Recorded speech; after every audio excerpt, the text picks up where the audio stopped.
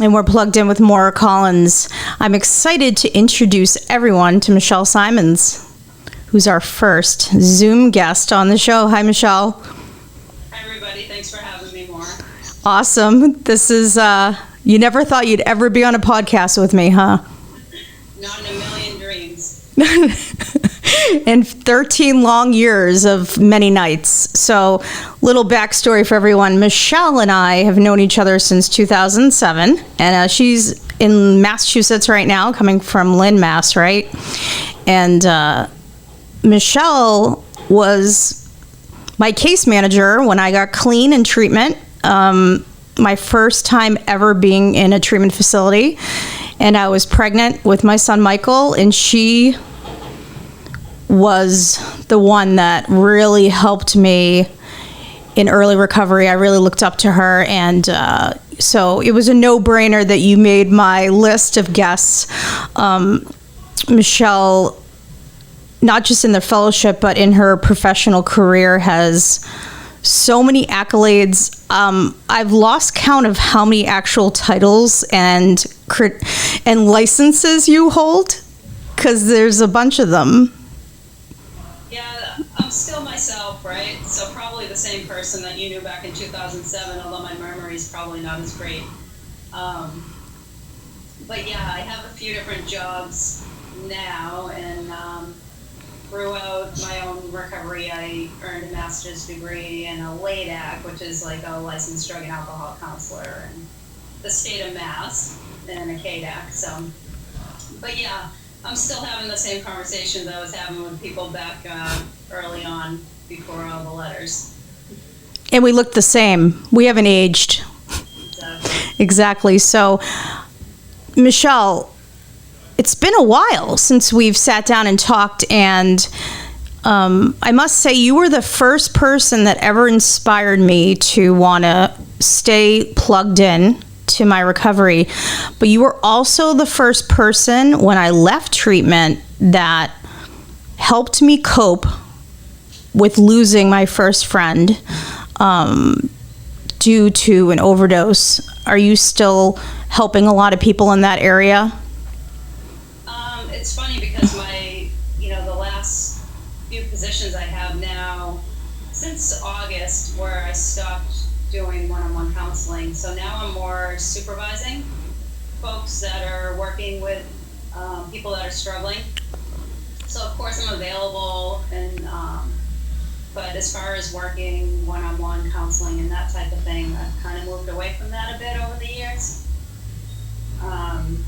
It can be pretty heavy. For sure.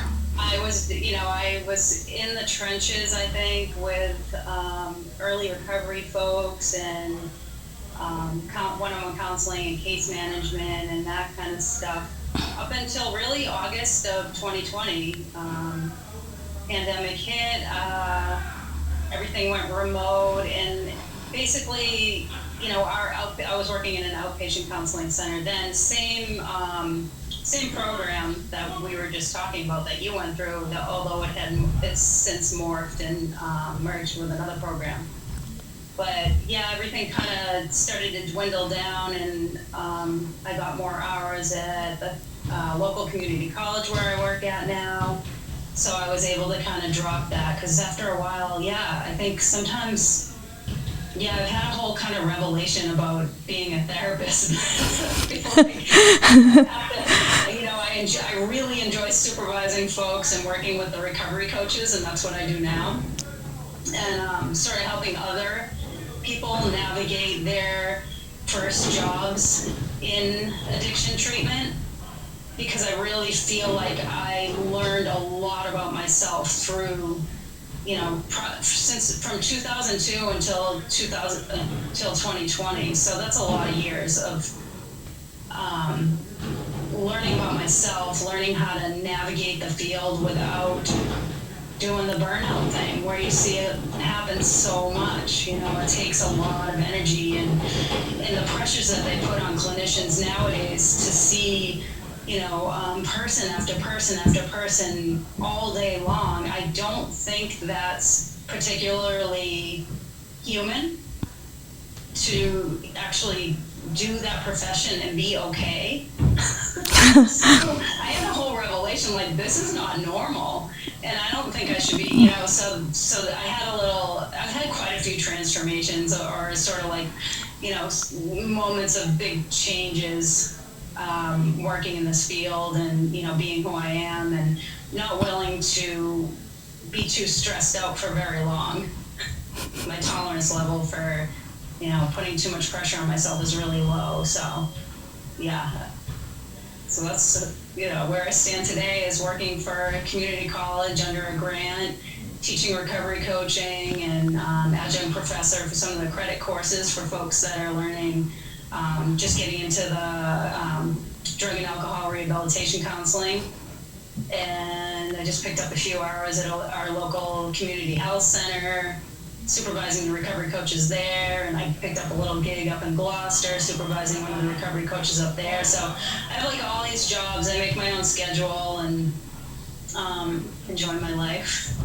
That's awesome. So you spoke about the pandemic. Now, how did things change within your career when we all had to stay home? And also, if you could just describe, do you feel as if people are isolating more and the relapse rate is increasing percentage-wise as far as overdose deaths, and more people having relapses and having depression because of the pandemic and so much self-isolation? Yeah, it's interesting. Like, what's really fascinating is just recently, two different people that I'm familiar with both celebrated a year recently. And that is interesting because that means they got into recovery and started their recovery during the pandemic, never entering an in-person meeting, not having that network and all those coping skills and tools that folks that have been in recovery for a long time have. So that's pretty amazing to me. As far as, on a personal level, being in long-term recovery, December was 20 years. And I have a network, I have a foundation, I had people that I still could see throughout the pandemic, people that are close to me that, we said, okay, we're going to be in this little bubble and, not be around too many folks. And everything went remote, obviously. I was in the middle of teaching a course, a recovery coaching course, and I remember them asking me, can you do this type of class remote? And I was like, absolutely not, and 2 months later, I'm like, I guess this is what we're going to be doing. And I was also teaching a credit course at the time, too, so we finished up the last 6 weeks or whatever it was with that. And that was sad because there were people in really early recovery that just dropped off. I have no idea where they went. They had to Zoom from home, and people were Zooming in their backyards or in tents. And, we're talking about a community college where, people are not so affluent and not, don't have the ability to have a quiet place to sit and do their class on Zoom. So, yeah, we definitely saw a lot of people struggling. I saw people, nodding off on my screen, and I'm like, Jesus, I knew, it was definitely, it hit hard for them. For the folks that I know in longer term recovery, let's say, 3-5 years plus, we were all pretty equipped for this. My friend Richard Zombach, I did a podcast with him a couple of years back, and we were talking, and he's like, I've been equipped for this my whole life. I'm always paranoid of things I can't see, and I'm always, this and that. He's like, now, he said something like, and I cracked up. I'm like, yeah, it's like now just a level playing field for the rest of us. Right. So, yeah, I dig working from home, all the admin stuff and all that kind of stuff where, I had to sit in an office just to be there and blah, blah, blah. Now I can do that from home. That's great. I miss the recovery coach classes in person, because those are a blast. Teaching that is absolutely so, it's such a rich, fun experience that it can still be okay on Zoom, but it's not, obviously not quite the same when you're with groups of people, you're getting to know people, you're having coffee with them. Everybody builds a whole new network in this, 4-day, 5-day course, and yeah, so that piece is interesting, but Overdose rates, relapse rates in Lynn are still pretty steady. And I think the folks that got in early, that got into recovery right around the pandemic probably get hit the hardest and struggle the most. We're in different states from one another, so I feel like Florida may be a little bit ahead, which we didn't stay closed very long, and I was part of a board of directors at a clubhouse where I was an advocate. I think I felt a lot like you taught me. We keep the doors open. Not everyone can afford a smartphone with Zoom, and people are homeless and they need effing meetings, and they need that. And that was part of you and me, right? So you were part of my foundation. So how are the meetings up there going to be reopening, like the clubhouses and whatnot, and meeting places and churches and whatnot? Are they as the vaccination rates get better? Yeah, I think throughout there's been a handful of in-person meetings, some underground, some pretty open. Of course, like the weather, once it got really cold, there probably wasn't many options. I know one place they created a tent in somebody's backyard, so little things like that. My friend up in the Gloucester area, they had a little meeting in somebody's backyard that they would light a fire and whatever they had to do. But yeah, so there's some that have kept on, really small and kind of word of mouth type of things. Otherwise, yeah, everything's pretty much still remote. Massachusetts obviously is pretty conservative compared to Florida. And we're like, oh yeah, they're in Florida, they do everything maskless, and we're here like masked at home. Yeah. But of course the cold weather too. It was just easier to stay in anyway. Who cares? You don't want to go out in that. So. Right. Well, the counties down here do require masks inside, but we had the benefit of the warmer weather, so we could have underground. Actually, I was part of a group, underground recovery group, that actually became an actual meeting. And it was, at first I felt like I was breaking the law by going to this underground meeting. You weren't supposed to be, you were in public? I'm like, yeah, and I masked up, and I'm high risk, and I never got it, thank God, and I got my vaccination, and so I'm flying back up to Massachusetts. It's been a while since I've been home, so sometimes you just say like, okay, I don't want to wake up today and be in recovery and help everyone, and I just want to be home with my awesome birds, or maybe go for a run, because I know you're an amazing runner, and that's cool. As far as, I don't know if you're still running marathons or whatever. Is there ever a day where you just don't want to do it anymore? No, never. I love my life, honestly. I don't, like I told you, like I said, working with folks, when it got and felt too overwhelming and too much, I don't do it, and I'm really good at setting boundaries for whatever reason. I don't have a problem with it. I don't feel guilty, like, oh, I have to, do this. And now, my position is much different, where I'm helping people sign up for classes, and I'm sort of helping people navigate going back to school for the first time, and I'm on like the 911 hotline for like the recovery coaches that I work with, so they can call me up and be like, can I just vent for a minute? And they're like people in recovery, so it's a different level of, it's not so heavy, it's secondary in a sense,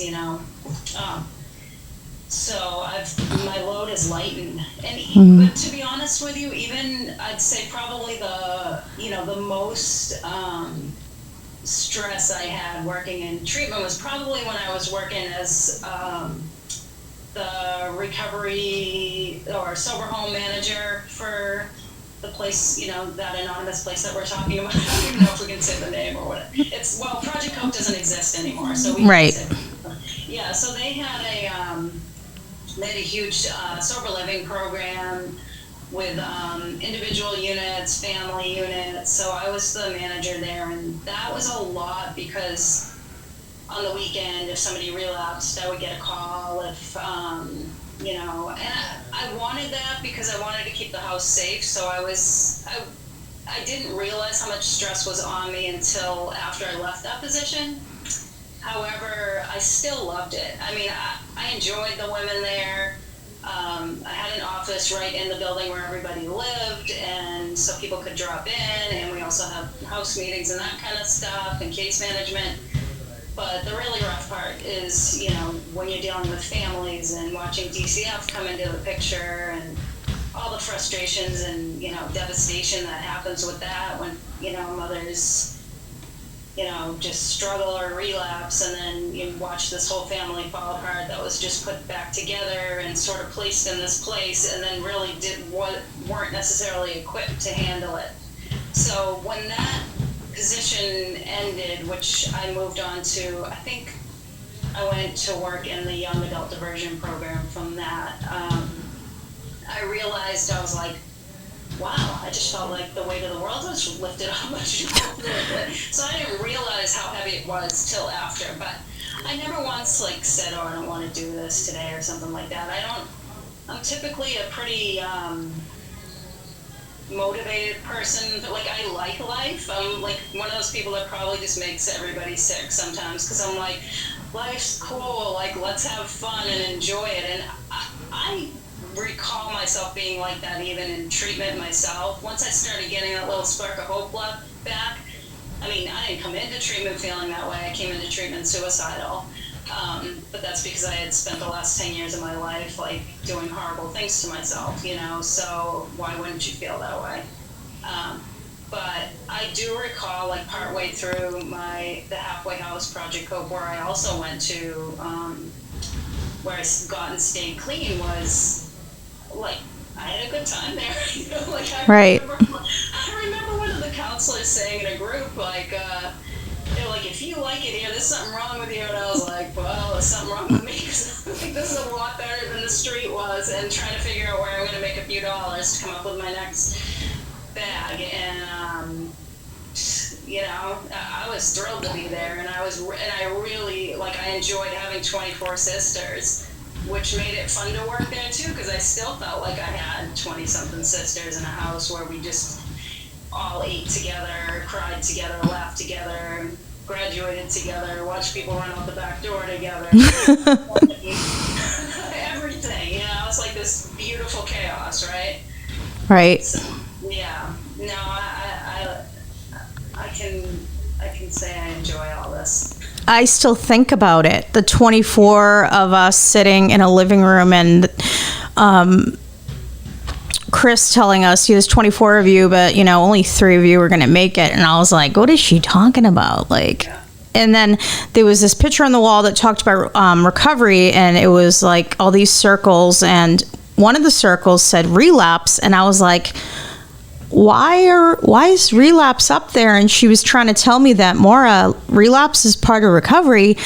And I was like, oh no, I'm pregnant. I don't ever want to relapse. And when I did relapse, Michelle, you were one of the people I didn't want to tell, because I thought I'd worked so hard and I wanted to try social drinking, that I know you wouldn't judge me, but I looked up to you. So when I came back, it was that, the jarring experience I needed, and I plugged myself back in. So that's part of the podcast, plugging myself back in. And I've watched you become very different over the past couple of years, and you were traveling and meeting different people, and I was like, what is going on with her? Is she doing some sort of meditation? What is this, Michelle 5.0? Different person. So what happened? Yeah. How did this happen? This is awesome. Tell me about it. Yeah, so one thing I want to say, though, because it's so funny when I teach the recovery coach classes, and I always ask them, I'm like, so guys, is relapse a part of recovery? And everybody's like, I'm like, trick question. So everybody's afraid to answer, wrong, or they all want to answer the right way. And so some people are like, well, yeah, well, no. And there's this amazing William White article that highlights relapse is not a part of recovery, it's a part of the addiction process. And I love that, because recovery means growth, sort of recovering, restoring what's lost, just getting better, feeling better, life's better. And so relapse is a real negative, wait a minute, so there's no permanent recovery. So I really like to emphasize, and thank you for giving a platform. You're welcome. Someday I'll be on your level, but I doubt it. But go ahead. No, but I really like the idea that I have a platform now to say, like, no, relapse is not a part of recovery. Like, you wouldn't say, like, if somebody was in recovery from cancer and, you know, they were in remission, you wouldn't say, well, relapse is a part of it, so get ready. Like, you wouldn't do that, right? So Right. It's the same thing with the recovery process. So I think it's a really dangerous little thing. I know where it came from. I believe it came from the, like, to reduce shame. So somebody coming back will say, well, you know, it's a part of the process, and, like, so people wouldn't be ashamed to come back to meetings or to come back to their network. Right. But I think it's dangerous to say it's a part of recovery, because then it sort of, like, minimizes the concept of, like, permanent recovery, which I fully believe is possible. I have no question in my mind, and I don't think we need to fear that either. You know, so I'll stop there. But No, that's good, because I felt a lot of shame. I lost a lot of friends in Massachusetts because they, you know, oh, God forbid, Maura did go out. But I lived and came back, and I was scared that I was going to get back into drugs. And I was so scared that I said, okay, well, I don't want to go to treatment again. We did that, right? I don't want to lose my son or my place to live. I just got to go back to a meeting and keep it real, back to the basics, back to what you taught me in treatment. And then now I've been doing kind of what you just talked about, and helping people with relapse prevention. So what you said right now was kind of, it wasn't a test, but I wanted to see how you would handle it, because you always would come up to me and say, Maura, that's a bad idea. And I was like, really? And you were like, no, it's not good. Spiritual principles, Maura, you know, live by them. And so I need to work on meditation, so I want to know exactly what you do to... how much time we got till what, 8:30? We have a little bit more time. Yeah. All right, I just want to make sure. So I had a crisis at, like, let's say I was coming up on 15 years, I think. So about 6 years back. I'm terrible with math, so if you figure it out and you got it wrong, whatever.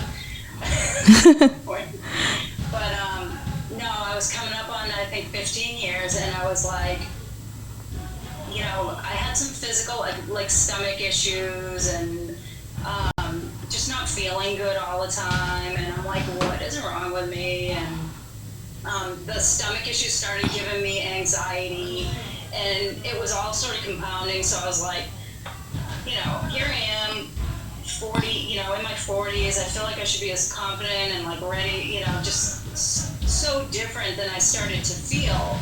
And I'm like, where is this anxiety coming from? Where is, you know, I look at it at a little bank in downtown Salem, and a woman who turned out to be my, like, BFF, this woman, Karishma, a few years younger than me, was teaching it, and I just started to feel that connection, you know, to my spirit, to who I really am, and to God.